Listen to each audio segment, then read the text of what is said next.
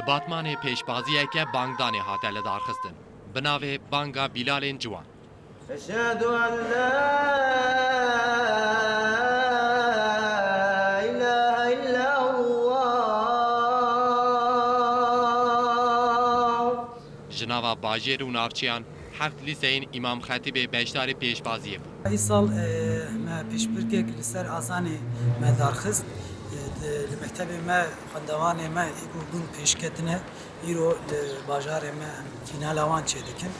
Alîkarê Müftiyê Bajêr û Midirê Perwerdeyê yê bajêr jî di nav de gelek mele û mamoste ji bo temaşekirina vê pêşbaziyê kom bûn.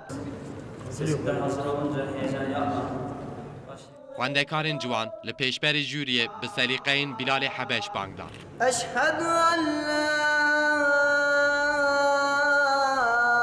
إله إلا الله. Di pêşbaziyê de Ehmed Akmanê ji lîseya İmam Xetîbê ya Mehmet Şimşek bû yekem.